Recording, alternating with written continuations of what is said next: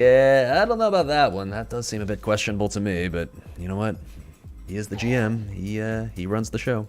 So, grats me, I guess. What's the point of 1 and 2 and improved overpower on the warrior spec? Of course, from the fully world buff view. Even when fully world buff, I still fit in overpower into my rotation every now and then. It's not super frequent anymore, but if you go back and watch like my VWL yesterday on Salvador, I overpowered a few times, and that's fine. If you use overpower correctly, it is a DPS increase. It's not a massive one, and if you use it incorrectly, it's going to be a detriment to your DPS, but I've always been an overpower shill, and I do manage to squeeze it in a few times to the point where it is beneficial. Do I think 100 FR from gear before stepping into Nax is good enough for a guild that clears AQ in 1 to 1.5 hours? Yeah, it'll have to do, basically. You'll still struggle with Saffron probably week 1. Not going to say you won't kill it, but you'll struggle with it until you get some of the craftable gear. But with 2-second Saffron ticks instead of 1, like 100 will be... 100 makes it killable, for sure. Yeah.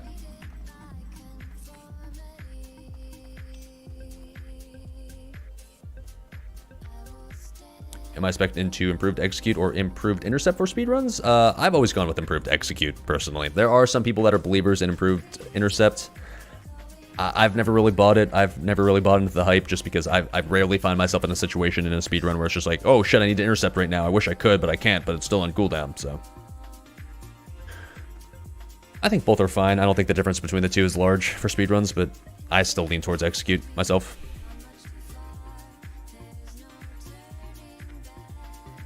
Yeah, I mean, of course it'll be nice for Lat to unload that, but I don't know. I think, to me, it's just like, for a healer, having the mace would be nice for literally everything ever. And for Latsy, like, oh, well, it'll be nice for Loetheb. Seems like kind of a waste.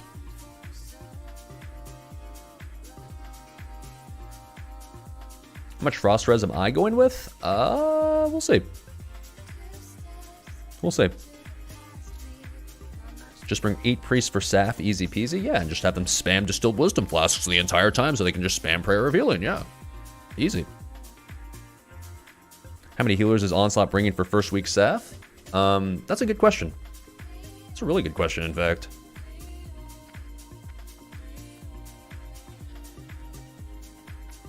You prefer Execute 2, but Ned? I'm just going to go and say this because we're done with AQ40 speedrunning anyways.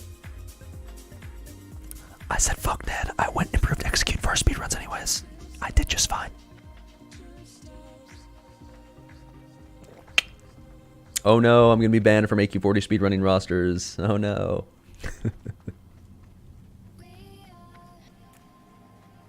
Hey, what's up, Foolish Nomad? Thank the gods I'm here bringing you some sanity back to this Twitch section. Sanity?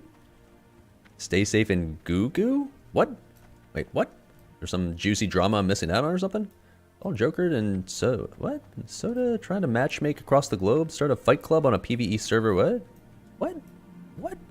Where are all these words right now? I'm confused. Apparently, I'm just hilariously out of the loop or something. I've heard murmurs of like something stay stave, something Joker lately, but someone want to give me like the 1-sentence summation? Because I'm just sitting here in my own little Onslaught bubble doing my own thing.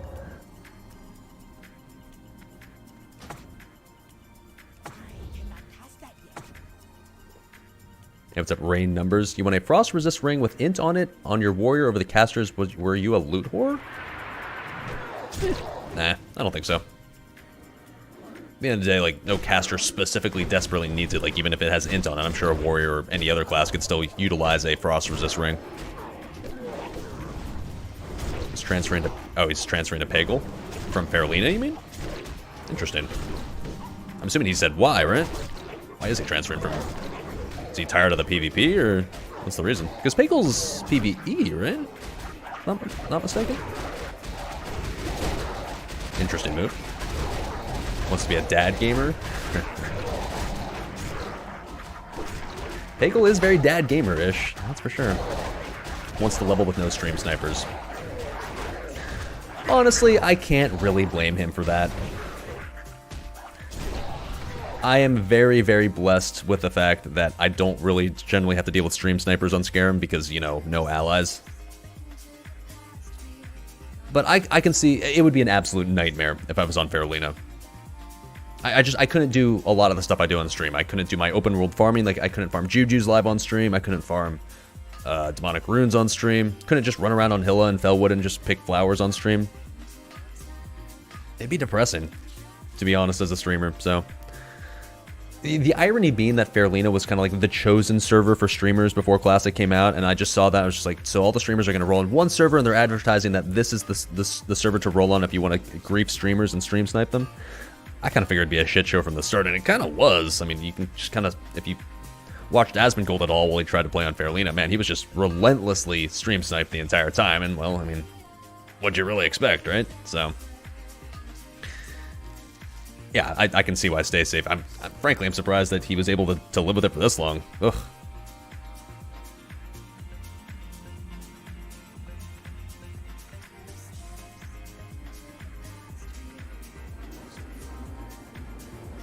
Now, if your channel, or if at least your gameplay is largely centered around World PvP, even as a streamer, then it's really fun. But if you're me, and Stay Safe, I think, at least to a lesser extent, who doesn't really World PvP and doesn't really care about that as part of his main part of his game, it's easy to tell yourself pre-Classic, like, oh, I'll just deal with it, whatever. You know, if I get stream sniped every now and then, I can just do something else on stream. But man, if it happens just over and over and over and over and over again, I can see why that would get extremely frustrating.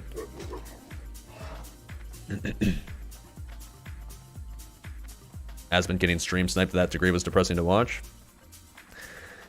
I'll be honest, dude, like, as a giant streamer, your first mistake is rolling on a PvP server. I know, like, people say, like, oh, well, it's not real WoW. It's like, it's not real vanilla unless you're on PvP. But man, if you're trying to stream specifically as a living,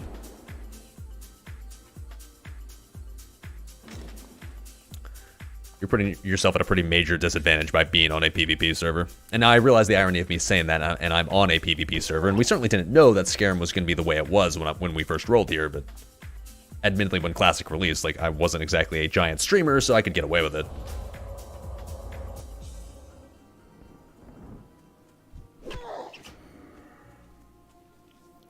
Asmon did say he was going to dominate and make Horde quit. That really worked out, didn't it?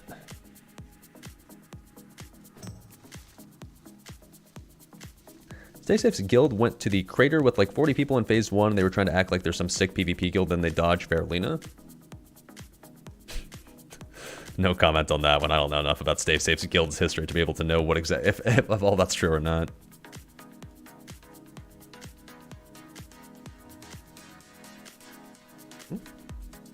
Plus, it was phase 2 when Asmon was trying to run into BRM on stream. Well, I mean, at least it was good content for him, I'm sure. I'm sure he was farming Keck W's with how many times he probably died trying to get into BRM. Is Progress speedrunning today? No, I doubt it. In fact, I know they're not because they speedran yesterday. Every time you tune into Stay Safe stream, he's watching YouTube videos.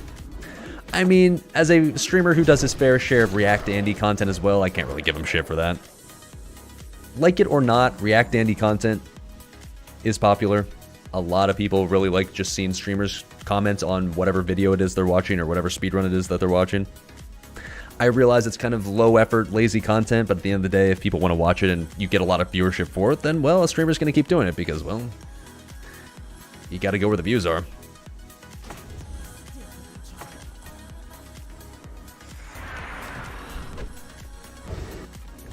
React Andy on speedruns is fog? Hell yeah, dude. I love doing React Andy content on speedruns. I have a lot of fun with it. And obviously, you guys seem to as well.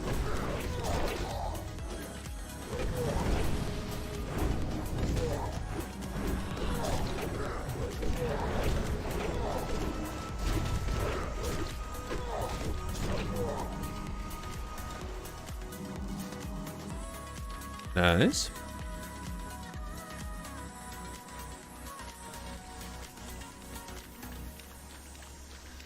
There's a category of just streamers watching movies/shows with the chat.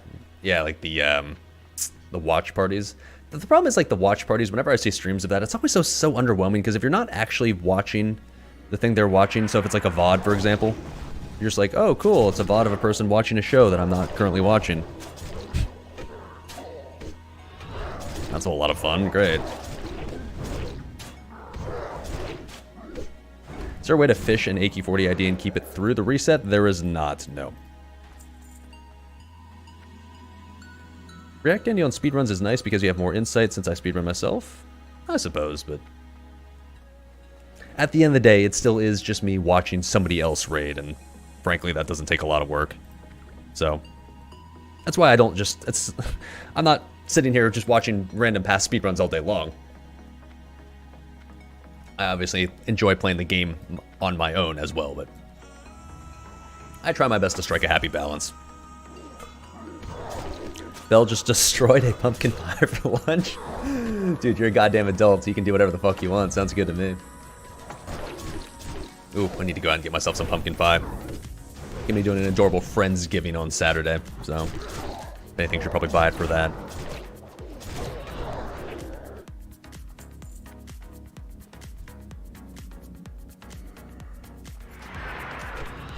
Ooh, that ED rocking its balls off. Love to see it. Oh, easy.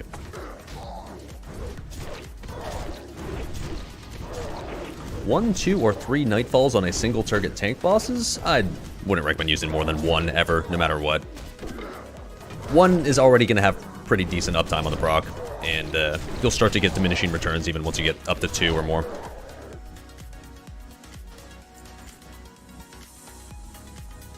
JB Ith got your Earthstrike last week and put it to today during BWL. Loving it? Hell yeah, dude. Earthstrike is such a fun trinket to use, especially when it's not on the GCD like Diamond Flask.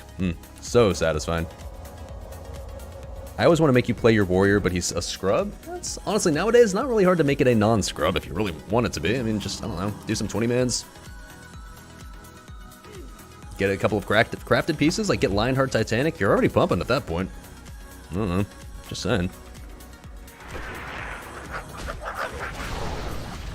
Any warrior can get these juicy world buffs like I can and still pump.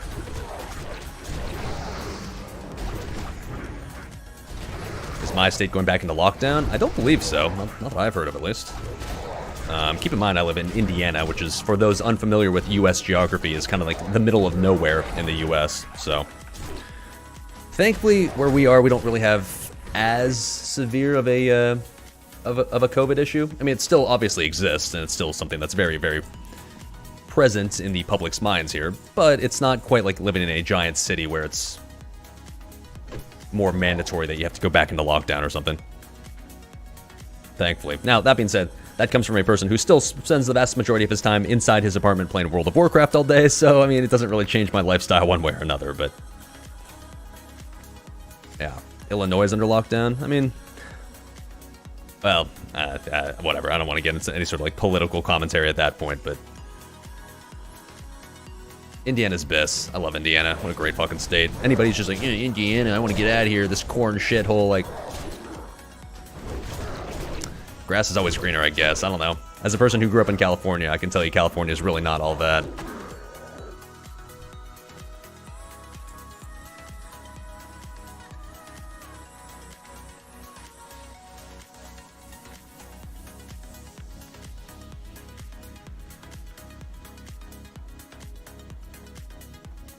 That's how you feel about Omaha growing up in LA? Ah, my man, another fellow ex-California person now in the Midwest. Ah, Midwest is so comfy, dude. It's so comfy. I love it so much. I really hope I never have to leave. I'm so, because I went here for undergrad and I finally got to come back now for doing this, and man, I always thought to myself, like, did I really just love Indiana with rose-tinted goggles? Or if I go back, will I truly love it like I did back when I was an undergrad? And the answer is yes. Ugh. I love the simplicity of living out here. It's so much better. Now, it's not for everybody. If you're not the type of person that just sits here and plays video games all day, will you enjoy Indiana? Maybe a bit more questionable, but for me, it's perfect.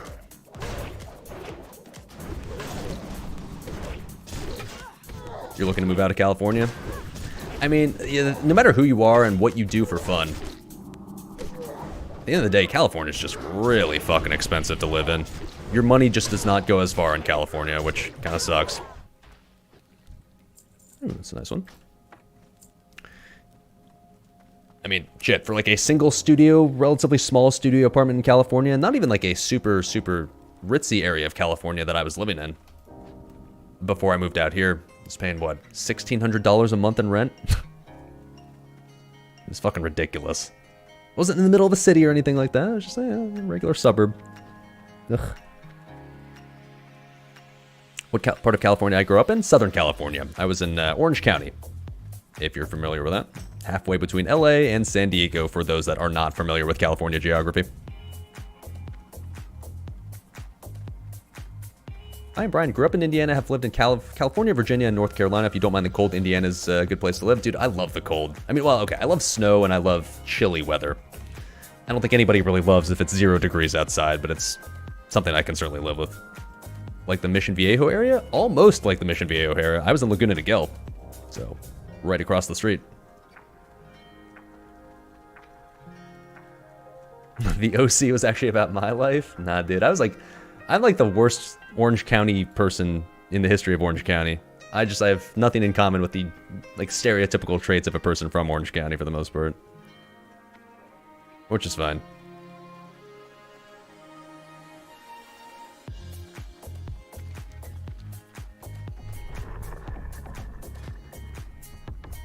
Colorado Bis. Yeah, I've got some friends that live in Colorado. I wouldn't mind living in Colorado. Seems nice. 1,600 rent. How large was it? I don't know the exact square footage, but it wasn't much. It was like a single studio apartment. I'd say like a moderate-sized studio apartment.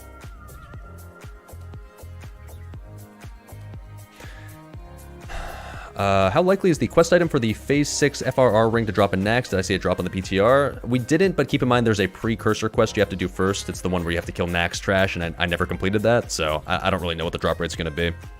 I can tell you that on private servers, if you did a full Nax run, you were likely to see it drop, though it wasn't a guarantee. I don't know if it's going to be the same on Classic, though. It's hard to say. Do I know about Evansville, Indiana? Yeah, of course. Used to live there. Nice.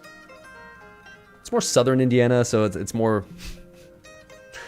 You're dangerously close to Kentucky at that point, I'm just saying, but I'm sure it's still fine.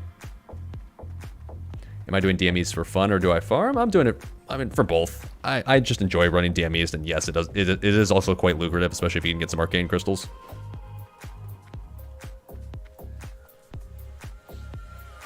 Danks is from Capo Beach. Nice. Small world. Rent has gotten significantly more expensive in that part of Orange County. Well, keep in mind, that's not that. I'm talking about where I grew up in. I grew up in Laguna Niguel, but I was in Rancho Santa Margarita when I was actually living in California for my previous job when I was working. And yes, it's still more expensive there compared to somewhere like, I don't know, I guess Fullerton or something, but I don't want to live in Fullerton. What do I think about Pawnee? I've never actually watched Parks and Rec, besides just like snippets of it. But from what I've seen and heard of the show, it did a pretty good job representing what Indiana was like, so. It did the job fine, I guess, as far as representing a stereotypical generic Indiana town. Is that an Anubisath Warhammer? It's not, no. Salvador has one, but Synthex is just rocking the sand-polished hammer in the offhand.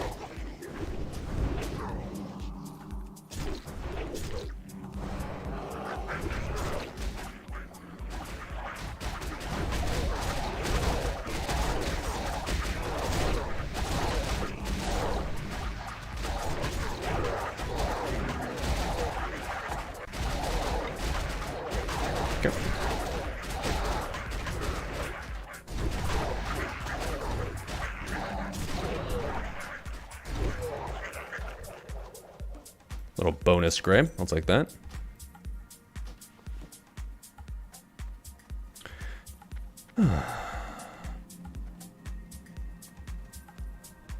Is my druid healing at all during my speedruns, or is he just there to spam fairy fire? Yeah, I mean, he heals. Like, it's not... if you're fighting, like, Huhuron, for example, there's one fairy fire, and then that's it. But his main job is to spam fairy fire, like, to answer your question. That's what he's there for, first and foremost. So he spams fairy fire first, and then if there's time to heal, then he heals. Oh, the yellow rock. You love to see it. All right. Good start. Good start. And yellow rocks are slowly but surely climbing in price, even on Scarum, to the point where DME's jump runs, while already insanely lucrative, are getting even better the closer and closer we get to Nax. Nice.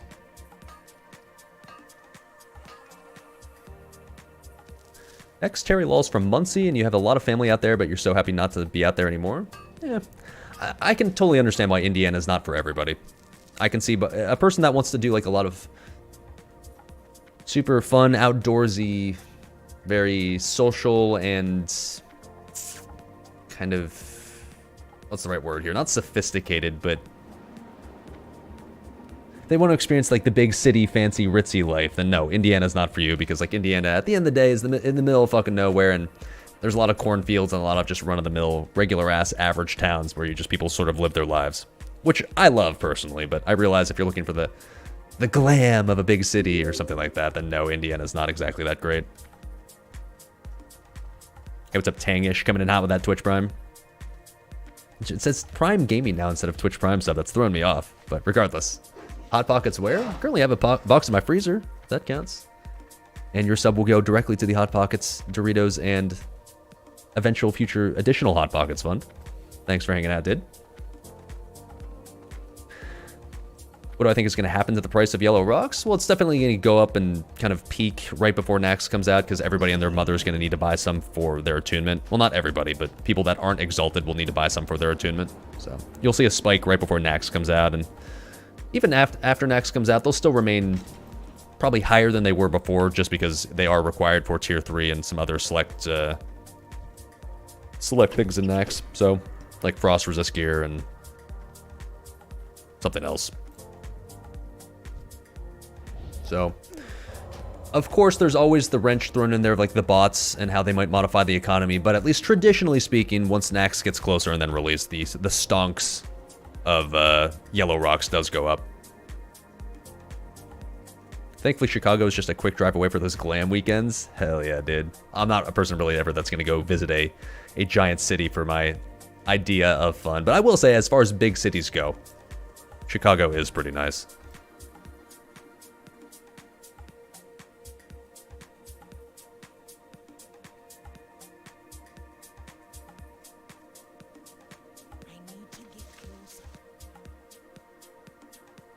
How hard do I think it'll be to farm consecrated sharpening stones?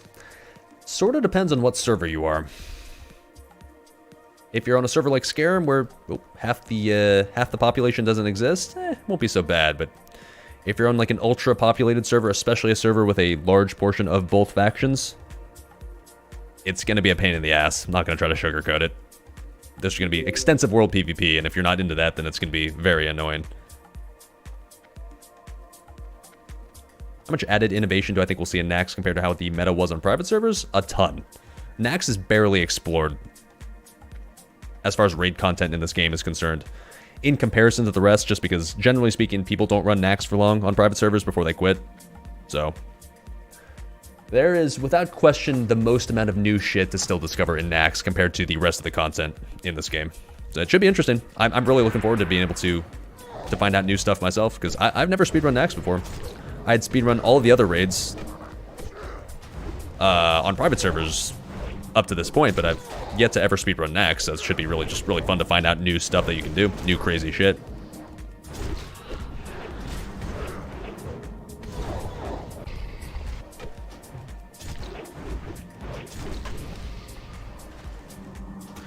Not the greatest Hydro spawn loot so far, but it's fine. And what's up, Dark Sharpie, coming in hot with that Twitch Prime sub for 4 months now. Appreciate it, dude. Your sub will go directly to the Hot Pockets and Doritos Fund once again. Thanks for hanging out. Where do I plan on farming stones? I don't know, just in any zone that I can find where it's not being contested. Wherever that is. The start of Phase 6 on Gehenna's is going to be so sick. I'll be happy to watch a VOD of that clusterfuck later after we're done with Nax. I'm kind of glad I'm not going to have to participate in that though myself. That sounds pretty awful. Should you sell Frost Res Gear right now or right before Nax? I mean, it kind of is at this point, right before Nax, but I guess it'll probably be going for its highest price maybe the week before Nax comes out if you want to wait till then. Bonus rune for Hilla. Don't mind if I do. Does Consecrated Sharpening Stone apply to Bloodthirst? Up to this point, no, it was bugged, but Blizzard already confirmed with their Phase 6 patch notes that they're fixing it, so that way it will affect Bloodthirst, so. The Mark of the Champion and Seal of the Dawn and the Consecrated Sharpening Stones are back on the menu for Warriors. It was looking a little sketch there for a second, because they were thinking like, oh, wait, shit, if it doesn't affect Bloodthirst, are they not BIS anymore? But now it's being fixed, so they will. Alliance warriors rejoice, I guess.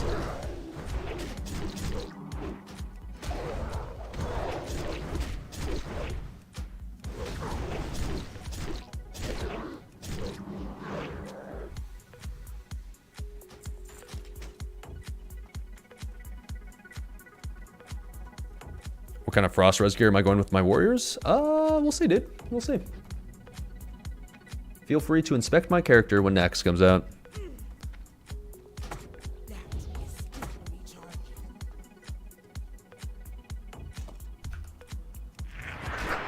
Do I think a sub 26 minute would have been possible to achieve an AQ40? Well, I mean, it's not like AQ40 speedrunning is over for a lot of guilds. The way Drast is hyping things up, you might see one from Salad Bakers before the end of this week. We'll see. Do I think it's possible? Yes. Extremely difficult, but possible? I think so.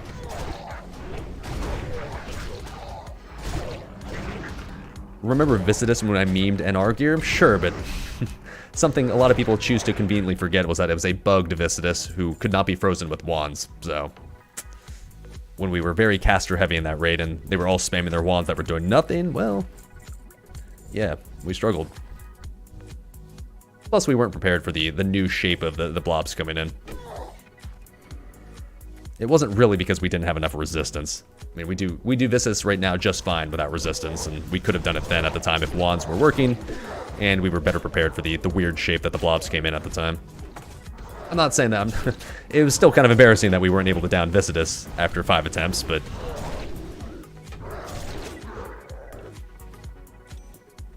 so close. Oh, it could have been Frost. Rip.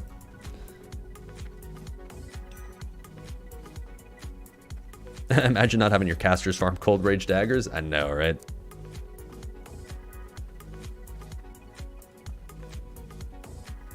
I should have an exclamation point frost resist meme in the chat as an answer. So that's just the bot response would be, that's a good question. It's a really good question, in fact. Wow. What software am I using to control both tunes? It's the magic of Windows 10. Not really sure where to download that software, but you might want to start by downloading and installing Windows 10. You can then Google it, and then you can probably find Windows 10 that way. If you want to see how I multibox, just do exclamation point multibox in the chat. I promise you it's far simpler than you probably think.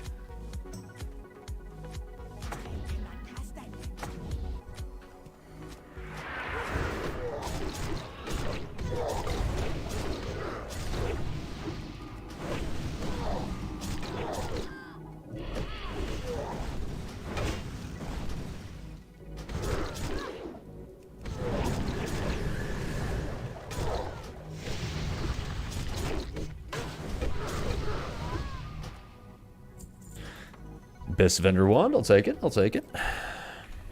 Salad Bakers is already full buffed already, so that feels good. Nice. Better have some mind-blowing shit ready to go, dude. I better just be sitting here in my chair being React Andy the entire time, just going like, what? The entire time. I better have like the clickbait face the entire time, you know, this one that every single fucking YouTube video nowadays has. One of those.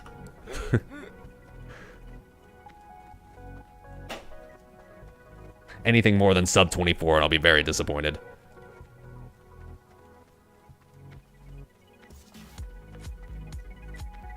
I'm dual boxing? I am, yes. As I know with Cruel Pugio at the moment, do I think it's beneficial swapping Cruel for Deathbringer on cleave heavy fights? That's not the worst idea. Yeah, you could. It's not going to be a massive difference, to be honest, but would it be beneficial? Sure. Especially for trash.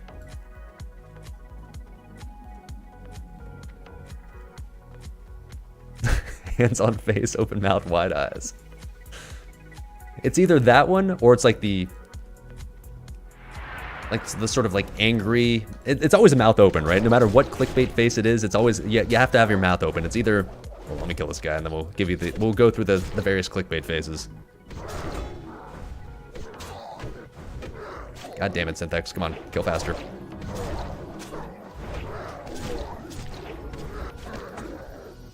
Okay, so you got this one. And you got this one. Like the sort of angered, like, how dare you face, like. And then you've got like the confused one, like. And then you've got like the cringe face as well, like that sort of thing. The 4 horsemen of the clickbait apocalypse. It turns out I've got an emote for every single one of them. I've got the salve.poog, I've got the salve.forehead, I've got the salve.cringe. Perfect. I'm already set. I don't even need to create new clickbait. I can just use my emotes that I already have. I'm already becoming a YouTuber? Hell yeah, dude. This entire Twitch stream thing has just been a giant setup for my my fabulously popular YouTube stream or YouTube video channel coming soon. TM, of course. Oh. Patience, patience. Gives up Retau. Death Sting, BQWA, Deathbringer, ACLG, Dagger Helm from Emrys. What do you run? Third tank, pick BQWA before obtaining any dagger skill items. Are you asking as a tank or as a DPS warrior? Because the answer largely depends on that. Yes. Okay, so you're asking for both. I mean, I'd say as a DPS warrior, you'd want to run BQWA main hand, and then, well, Deathbringer, CLG. I'm assuming, what race are you in this scenario? I assume Orc if you have those axes. I'd go Deathbringer main hand, BQWA offhand. Okay, so yeah. So yeah, Deathbringer main hand, BQWA offhand for DPS, and then for tanking, Death Sting main hand and BQWA offhand. I think would be the play. And then I guess the Dagger Helm, or probably still more optimally Edge Masters.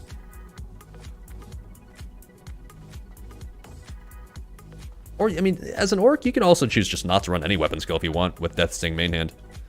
That's what Varkins does, and he's a god, so I'm not going to say that that's the best for sure, but I know it's an option at least. If you just hold down Heroic Strike the entire time anyways. Oh. Oh, god damn it. That's not good. Oh, boy. Okay, Hilla's dead. Can I salvage this? I don't know, man. This might get kind of rough here.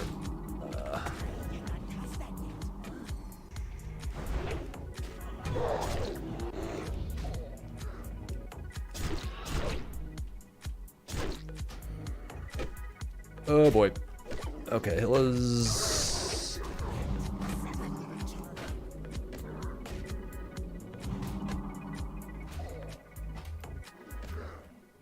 Okay, hold on.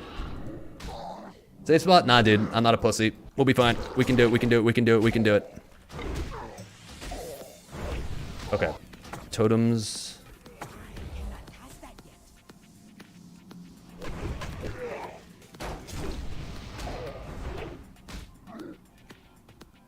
Finish getting my shit set up here. Alright, I think we can do this now.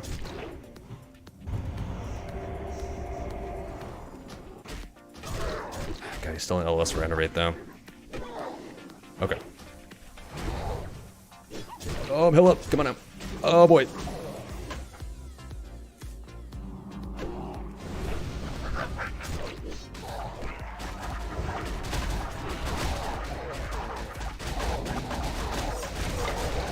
God damn it. I've got my axe in my offhand and that disarmed me. Oh boy.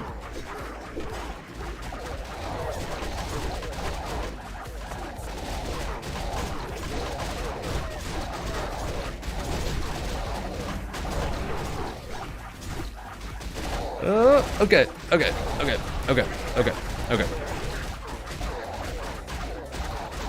Should be good now. Stone Skin's gonna do some work.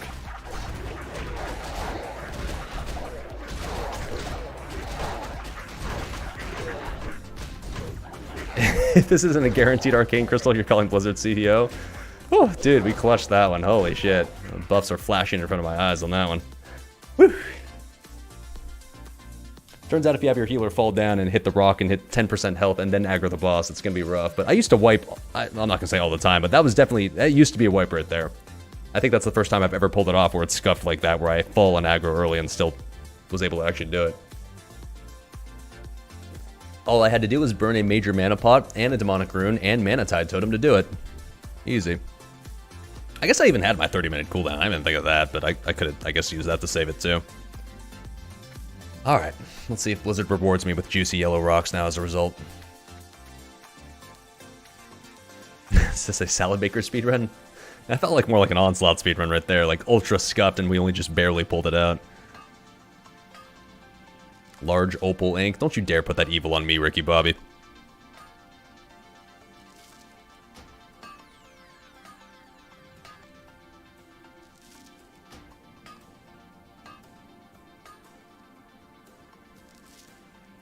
Ugh.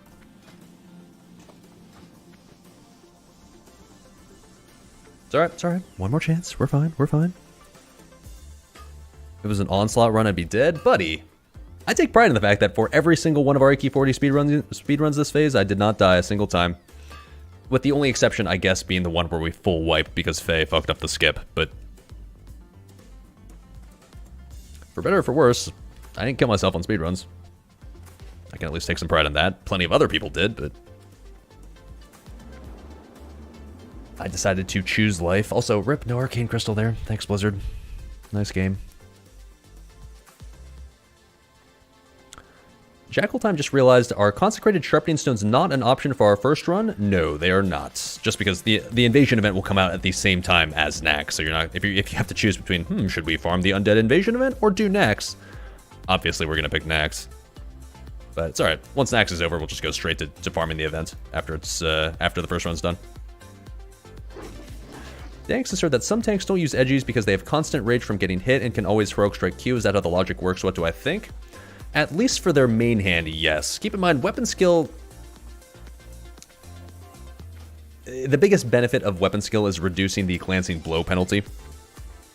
But keep in mind, if you have heroic strike and it's queued for your main hand, if your heroic strike lands, then it can't glance. So if you're a tank and basically every single one of your main hand attacks is a heroic strike, which is pretty close to what will be the case if you have full buffs as a warrior at this point, then really the only benefit at that point that weapon skill provides is just reducing the hit cap by 3%, which is nice, but it's not essential as long as you have a gear setup that gives you 9 hit, which is not that hard to have right now. So that's why Varkings, for example, runs Death Sting main hand. He doesn't use Edge Masters, he just uses Gauntlets Annihilation, but keep in mind he's an orc, so he's able to use an axe in his offhand and still have weapon skill for it. And that's the major crux, is that your offhand is completely different from your main hand, because when you queue Heroic Strike, yeah, you get the Heroic Strike feature and that the dual wield hit penalty disappears, but still every single hit by your offhand is still a white attack, which means that it will still... it still has a 40% chance to glance no matter what, and so for that reason, weapon skill is still extremely important for your offhand no matter what, regardless of whether you're a tank or a DPSer. And so if you're an orc, you can run the 9% dream and no edgies if you want to, as long as your offhand's still an axe. But as basically as anything besides an orc, at least on Horde side, doesn't really work, or at least it's not optimal.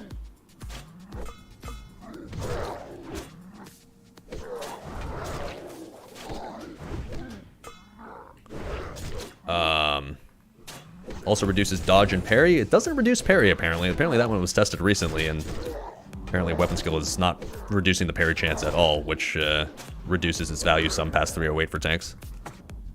Most tanks were already not running past 308 anyways, but if they were now, or if they were, they shouldn't be now.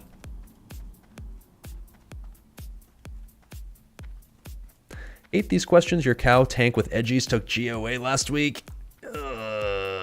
Yeah, that's kind of hurts my soul a little bit right there. Ugh.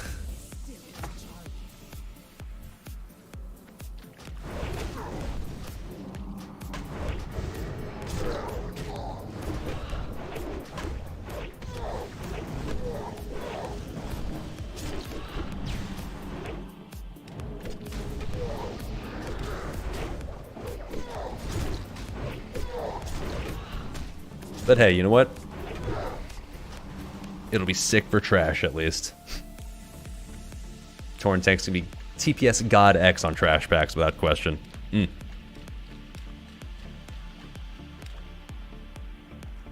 Bad enough that cows exist, worse that they're taking edgies? I know, right? Painful.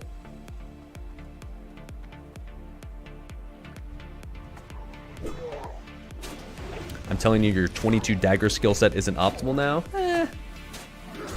At least your hit cap's really low. Well, I guess your hit cap's like 5% at that point. That's probably fine.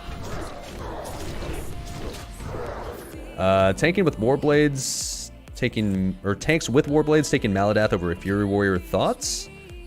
I mean, if you're a human, that's fine. As a non-human race, yeah, it's a little questionable. I mean, it's still fine, I guess, if you have edgies. I don't know. Sounds like alliance problems that I don't care about. Only 22, not even 330 plus. What was the max amount of dagger skill we came up with that you can have? You'd have 6 from the helm. And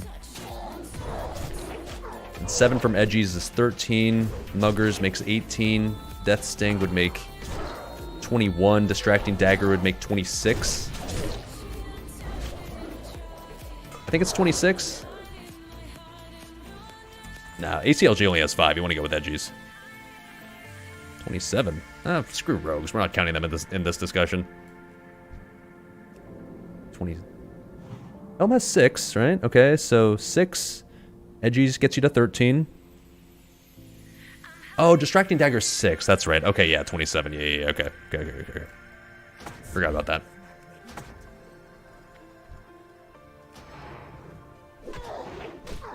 Yeah, I guess rogues can get the 32. Oh.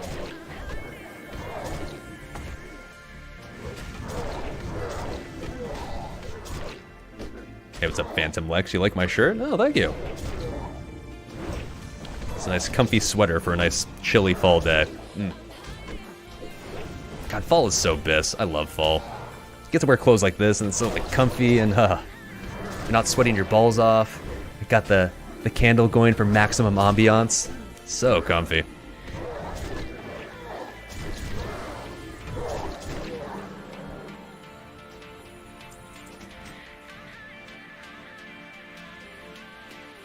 Such a white girl? Hell yeah, dude. I'm the most basic of bitches out there. Proud to admit it. I enjoy my pumpkin spice flavored things. I enjoy my comfy sweaters and my scented candles. You're goddamn right. I'm the most whitest basic bitch you've ever met. Fall? November? Yeah. I don't know where you live, but at least where I live, like, yeah. I'd say November is the most fallest of fall months. November and October, both. What do I use for UI? Lordy and Bartender. Yep, just those two. Bourbon tastes better in the fall. Honestly, I think everything tastes better in the fall. Especially warm stuff and alcohol. I don't know what it is, but man. Sipping some beers during like a cold, chilly day, or sipping like some bourbon or scotch or like a hot drink, whether it be tea or cider or something. Oh, so best. Except my tea is kind of cold at this point, but that's fine.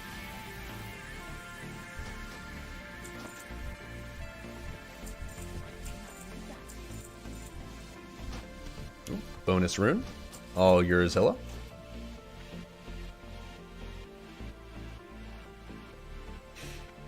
Hot chocolate? Hell yeah, dude. I don't actually buy hot chocolate all that often anymore for myself, but there's nothing better than going to like a sports game when it's really cold outside and getting yourself some hot chocolate and just desperately trying to keep yourself warm by huddling yourself around this cup, this one cup of magical hot golden chocolate goodness. Makes me miss sports games, if anything.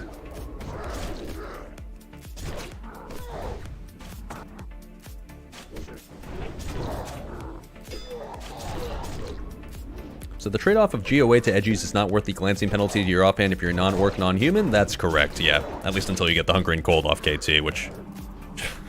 just get Hungry and Cold, hello? It just drops off KT and you just get it and you just use it. Why don't you just do that? Hello?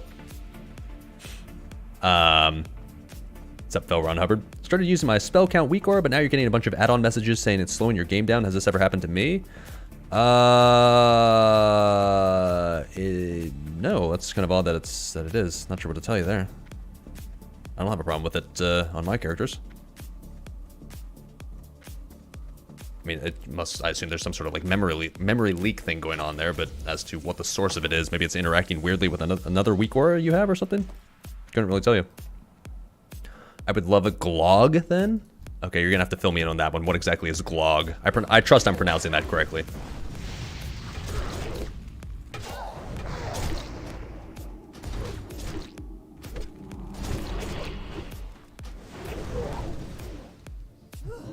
Where's the name Hilla come from? It's nothing special. Back on private servers, my previous private server before this one, I had my main warrior Salvador, but then I wanted to have a mage alt for the purposes of farming. And I didn't want to level a mage alt, so let's just say I acquired a mage on that server, and its name just happened to be Hilla. And just, I don't know, the name grew on me. I was like, damn, I got used to that name, and it was kind of a pleasant sounding name, so I stuck with it. And so when I rolled my shaman, went with Dally for my mage, but continued the Hilla legacy on with my shaman.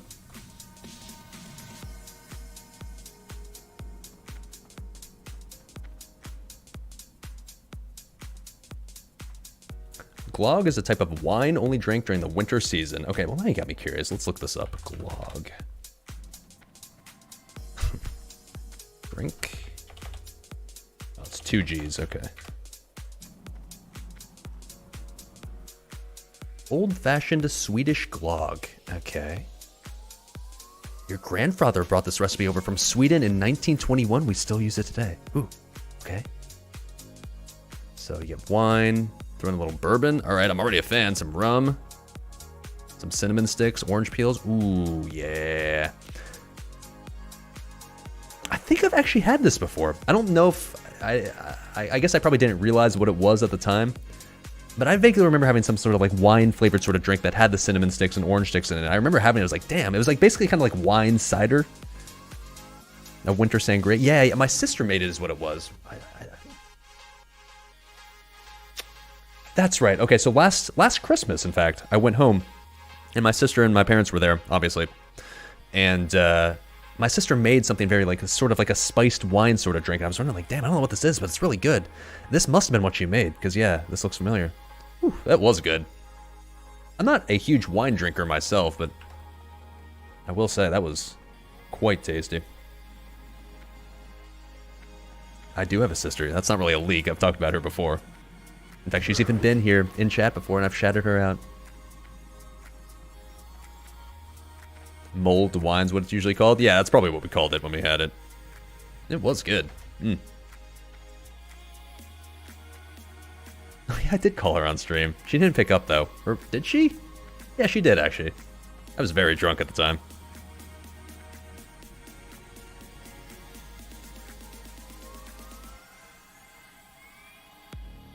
Speaking of drunk, it's been a long-ass time since I did a drunk Irving stream. I keep intending to bring one of those back at some point soon. I don't know what day I'd do it on, but I definitely do have to do a drunk herb stream in the very near future. Especially since I kind of have nothing better to do over the next few weeks or so. Just saying.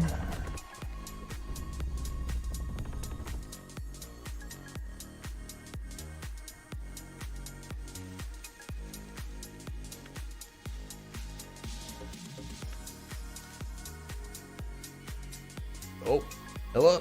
Careful now.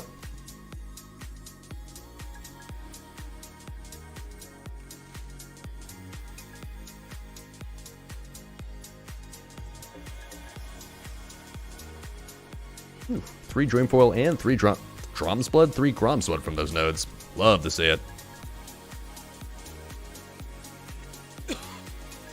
That's actually a good reason for me to actually be doing DM right now. I mean, like I said before, I'm mostly doing this just for fun because it's chill and it's just like a good generic farm, but I am actually pretty desperately in need of a lot more Grom's Blood right now. I was chewing through Titans like candy over these past few speedruns, so my Grom's Blood supply is pretty much completely gone. Not the worst to be collecting more right now. Bell just saw your question, by the way. Flask of the Titans recipe for 650 gold, or keep asking Sporad to make your Titans? That's kind of just a hilarious blast from the past, like remembering Sporad making flask runs and making some for me. I don't know, dude. I mean, 650 is not a bad price, especially at this stage in the game where people aren't running UBRS as much anymore. Like, yeah, I don't know. I don't know how much gold you have right now, but I will say it sounds like a really cheap price, so if you are in the market for it, 1,500, so it's a big chunk. Well, yeah, I mean, that's up to you at that point.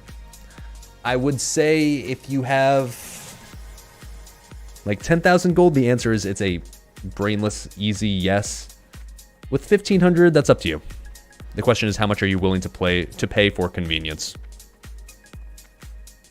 Imagine having Onslaught Girdle. Imagine not having 2 characters with Onslaught Girdle. Huh. Pathetic. But if it makes you feel any better, Drast, on Chronos 3, I played my warrior and rated MC for 13 months straight without missing a single lockout and did not get Onslaught Girdle, so I know what it's like, dude. It's rough. But if it helps at all, I still don't have chromatic boots, so everyone always has that one item that they just can't seem to get to save their lives, no matter how hard they try and how many lockouts they do. On Classic, seemingly for Salvador, it's chromatic boots. On private servers, it was Onslaught Girdle, so the good news is Fallen Hero is good enough. Every single speedrunner in your guild has Onslaught Girdle except you and one other guy. Well, you leveled your warrior kind of late, right? Because you were originally the rogue and then you swapped over to warrior a little later on. Hello? Just get Onslaught Girdle to drop and you just get it? Why don't you just get Onslaught Girdle? You just kill Rag, he literally just drops it and you loot it off a dead corpse. I don't really understand what's so hard about this.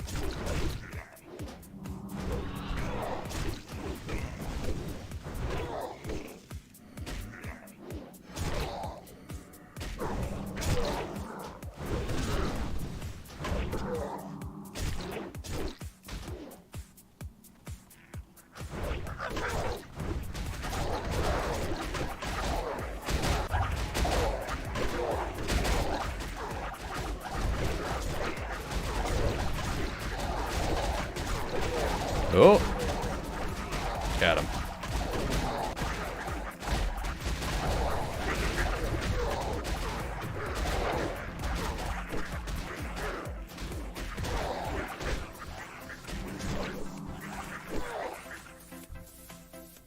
Bis Vener weapon, nice. And, well, a large brilliant shard. Touch of Chaos for you. I mean, that was for Dally up until last week. Thank God we got that one out of the way.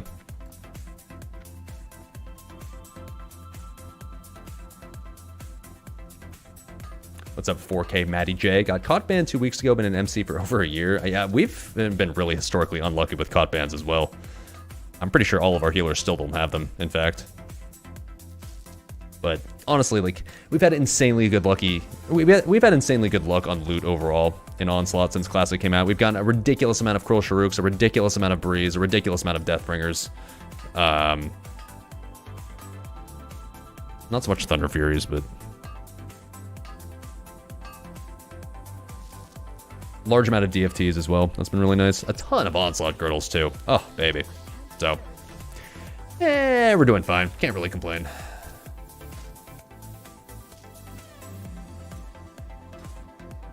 Muggers versus Onslaught when you have ACLG? Onslaught, easy. The most important threshold of weapon skill is 305. You don't need to run more than that.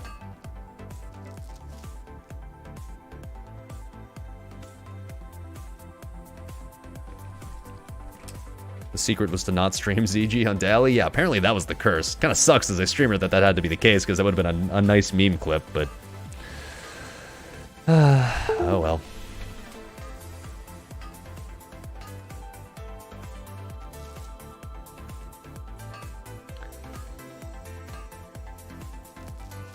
Just joined a significantly more tryhard guild on your server as a rogue pumper boy. Best way to prepare for Nax outside of gear / learning fights? I don't know, reroll warrior? Besides that, I mean, watch my guides if anything, but make sure you prep your consumes, I guess. Like, make sure you have like all your typical melee consumes ready to go. In addition to that, make sure you have a chunky amount of greater shadow protection potions and greater frost protection potions. But other than that, I don't know, just specifically pertaining to Nax, how to improve for it, besides just knowing the fights already, like, there really isn't a way besides just practice once it comes out. Smoke weed and press Sinister Strike. Yeah, it's kind of funny how like people meme on the casters for just being one-button classes, whereas Rogue is generally just like, yeah, you're spamming Sinister Strike. Every now and then you refresh Slice and Dice. That's about it. Oh, so much more complicated. In reality, I know it is, but it's not that much more complicated.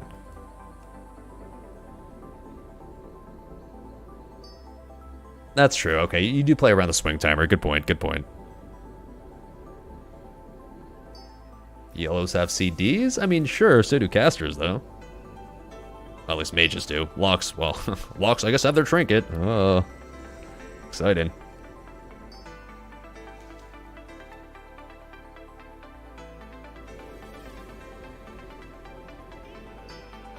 Is there any reason to bring rogues and knacks? Is there a suppression room or Sartura-like battle? Not really, to be honest. Not that I can think of. So, in theory, if you wanted to bring only one rogue for MPA, could you get away with it? Probably. There's really no fights where the rogues have to stun. So, you could. I'm sure we'll still end up bringing yellows to speedruns anyways, just for a bit more overall class balance, but stuns on trash? Nah, not really necessary. Helpful, sure, but necessary? Nah. Especially for something like a speedrun where you're just blasting anyways. There we go.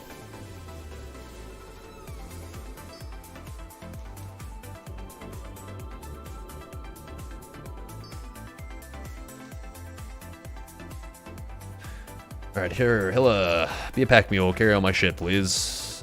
That one...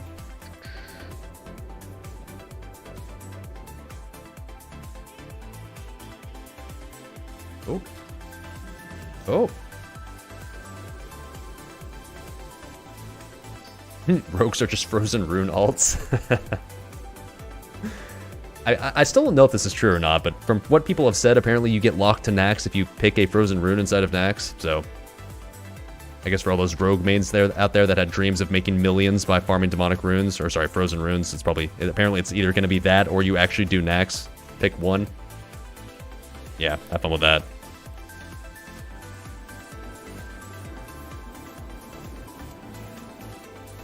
Is it worth taking the Castigator if you have Viscag Bruteblade with Edgemasters at the moment? Unless you're a human, the answer is no. I'd just run the setup you have until you get a sharp weapon that you can actually use. So you could go for something like Iblis, or of course one of the KT swords, or Hatchet of Sundered Bone. Maces, though, generally speaking, you don't want to use unless you're a human. And yes, I'm aware of the irony of what I just said.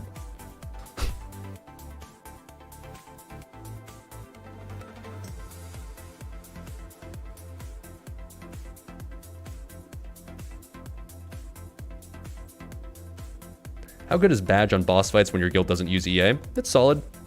You'd want to use it in combination with Earth Strike or Diamond Flask, depending on fight length, but yeah, you would just use double on use at that point since you can use both at the same time.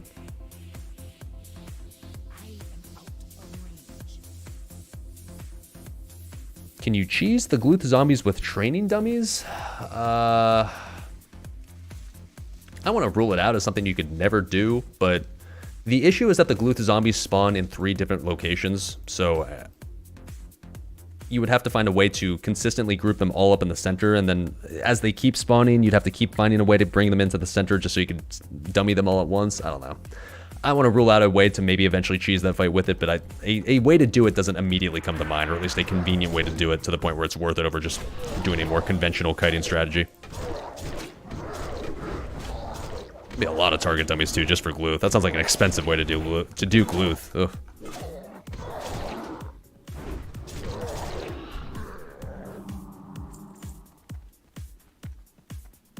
Any scenario where you can see a use for Badge on a tank?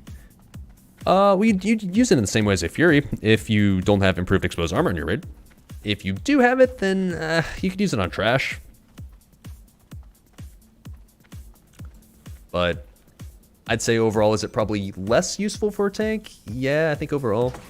But at the same time, I'm no tanking expert, so maybe tanks have thought of ways to fully utilize it that I'm not currently thinking of. I don't know exactly. My brain doesn't really operate in tank mode. I more operate in Fury mode. Yeah, it also creates some more bigger buff slot issues as well. That's true. Oh, hell up. Come on now.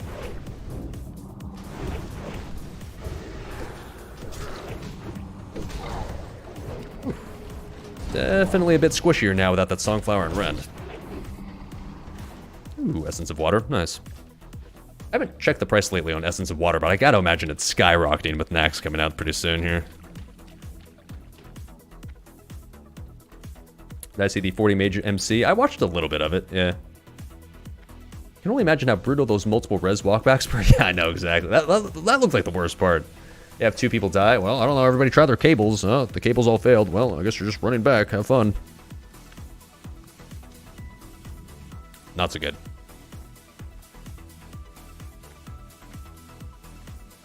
Thoughts on Petri Flasks? What about them? Are they too powerful? They seem to have absolutely dominated the speedrunning meta. If they did another classic fresh, should they be banned for speedruns? Honestly, I think their impact hasn't been as large as people think. Like, you know, you've heard my toast like spurging about like, oh, Petri, Petri, Petri, just spam Petris for speedruns, Petri, Petri, Petri, and that's all you do. Like,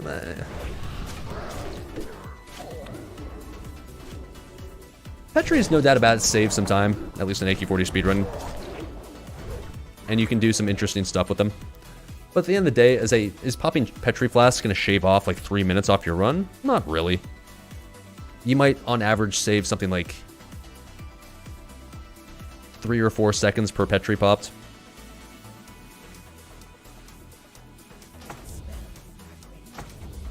And so, I think, are they so majorly impactful that like you should ban them from speedruns? Personally, no. Like I've always been a fan of the idea of like the more work and time you put into this game, the more you're going to be rewarded for it. I think that's one of the reasons why Vanilla is such a great game, in my opinion, is that it rewards you for your time investment. Like, the more effort you put into it, the more it shows.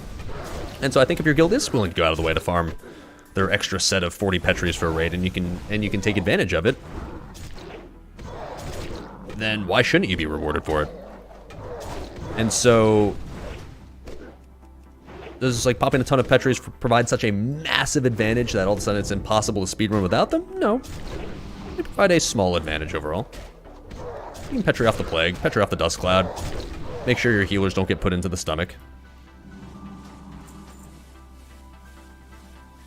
But it's not like you're just skipping an entire boss with a Petri, or it's not like you're just like auto-killing half the dungeon with a Petri or anything. You can spam as many Petris as you want, but you're still going to have a scuffed speedrun like Onslaught did if you don't actually execute properly outside of that. So, no, I don't have a problem with the Petri meta.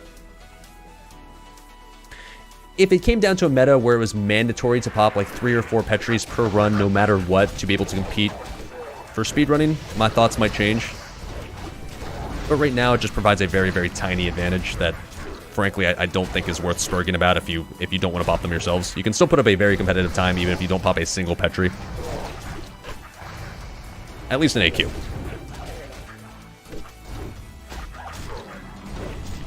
Hey, what's up, Chase Numbers? You're a human with Deathbringer / Edge of Chaos, have 9% hit, haven't been able to pick up swords. Should you go with Edgies or Miner Hat? Ideally you go with Edge Masters, but of course Miner's Hat's a lot cheaper, so either one will work, either one's fine, but if money's not an issue, then you should go with Edge Masters if you can.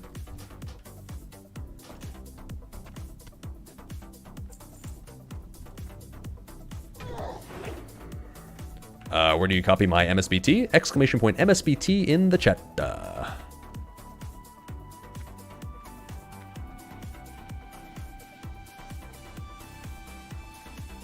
Used Petris for BWL speedruns also, at least one. Yeah, used it for more than just one, actually. Used it for that Broodlord pull.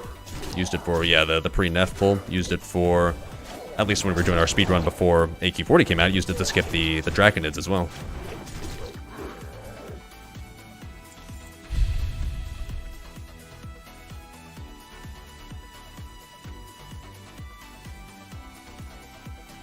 Rank 10 Helm / Shoulders is just this for pure DPS with Chromies plus GOA?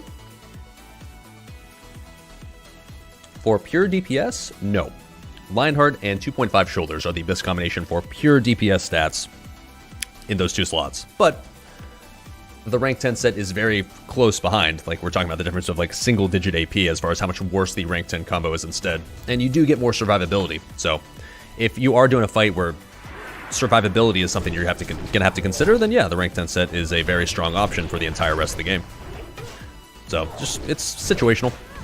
Does survivability matter? If the answer is yes, then rank 10, yeah, probably a better option than Lionheart 2.5. But if you're doing something like Chromag, where in theory you shouldn't take a single point of damage the entire fight, then like, well, at that point you might as well wear just the pure best DPS combo.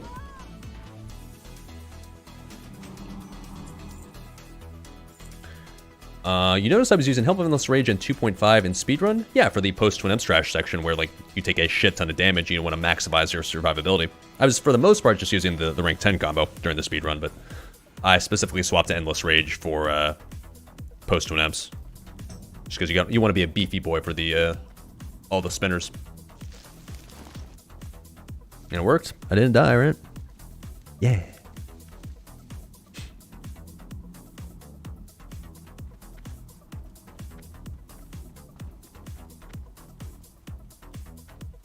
Do you keep the Veil Rage buff if you log out? You should, I guess. Yeah, no reason why you wouldn't. Isn't 2.5 plus Endless basically the same survival as rank 10 Helm's Shoulders? 2.5 and Endless Rage have slightly higher amounts of stam. Like if we want to compare apples to apples, the 2.5 plus Endless Rage combo has 8 more stam at the expense of about 10 more equivalent attack power compared to rank 10. More armor as well.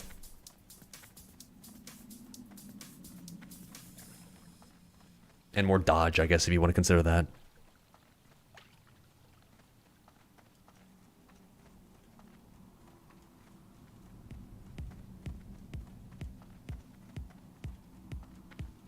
You're only using rank 10 Helm for survivability now. You had 3.9k HP in your best DPS gear with Lionheart and Titanic. Well, it's situational, like I said. There are times where I absolutely still use the rank 10 Helm combo. Like Helm Shoulder combo, even just for regular runs like Sartara, for example. I'll probably just use the rank 10 Helm Shoulder combo forever. But there's a lot of fights in Nax that are just kind of like target dummy fights. Like Patchwork, for example, you just stand there for 4 minutes and kill the boss. If that's the case, I'll just wear Lionheart and 2.5 because like I can start Patchwork with 5 HP and just be fine, assuming the Hateful Soakers don't fuck up. And if the Hateful Soakers fuck up, well, I'm gonna die either way, so it doesn't really matter at that point. What I'm wearing, that is. What's up, Sasuke? Welcome, welcome, dude. Yeah, can't complain, dude. Can't complain. Have I considered killing the Phase Lashers here in DM East? No. Why would I? They don't drop anything special, as far as I know. Oh, are you? I guess they drop those phasing things of whatever, right? The phasing boots. I guess that's what you're referring to. I guess, yeah, if you get a lucky roll and get, like, of frost resistance and then you hit the jackpot, but, nah, that's okay. That's a lot of RNG. I don't think... Is it plus EV in the long run to kill those guys? I have my doubts. Lord Will Thompson just saw a Red Pally with GOA, BOA, DFT, and Dark Edge. Jesus Christ. Let's just assume he got them in a GDKP run, alright? Let's just hope so.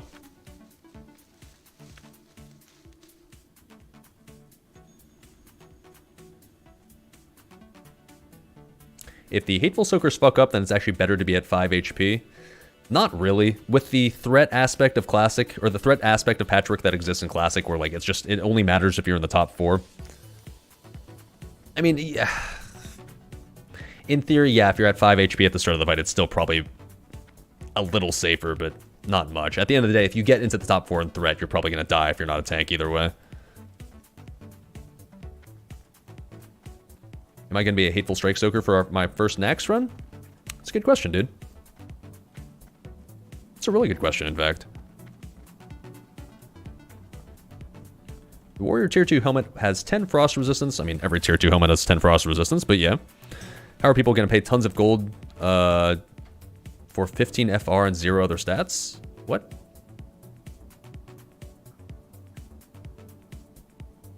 I mean, are we talking about some other helmet that has frost resistance? Because I just wear Tier 2 if we're talking about for Saf specifically.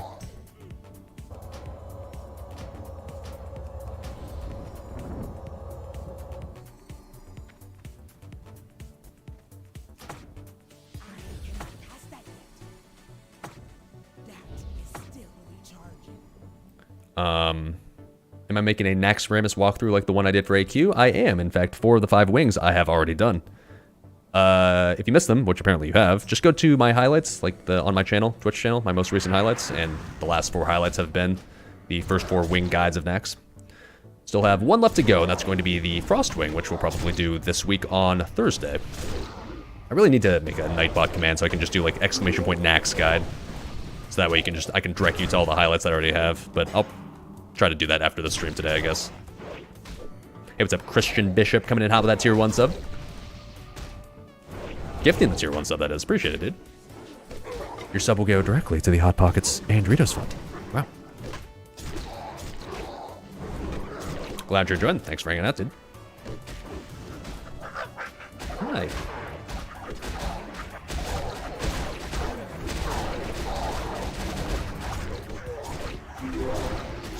Hey, what's up, Titty14 Gooner coming in hot with the tier 1 sub as well. Oh, the gifted tier 1 sub as well. Ooh. Oil Prince is popping up out of nowhere. Oh. Appreciate it, dude. Your sub will also go directly to the Hot Pockets and Doritos Fund. Glad you're enjoying, as always.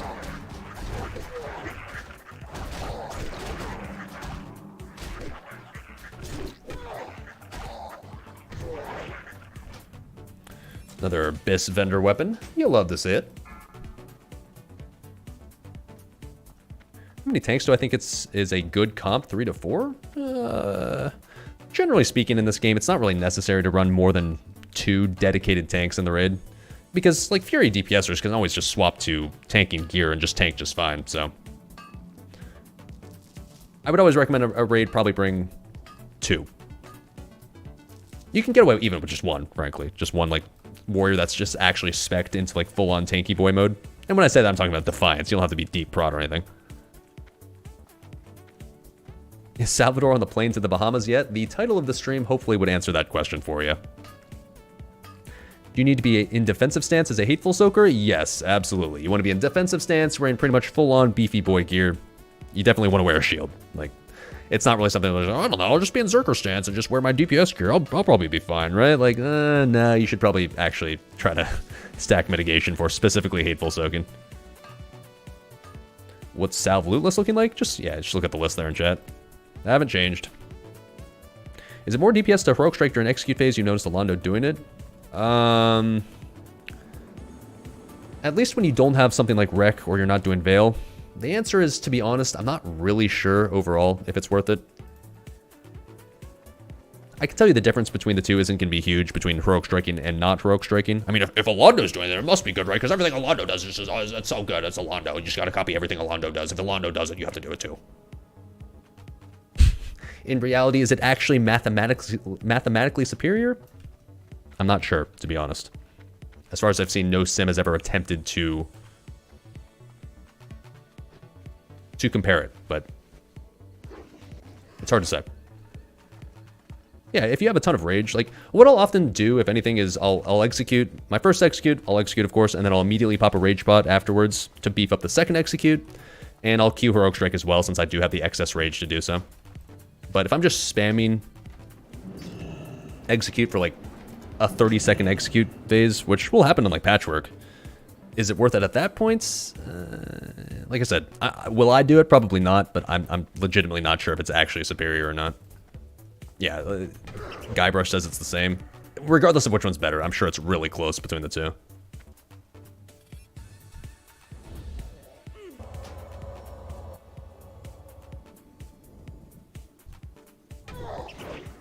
Oh, not sure I got that. Great.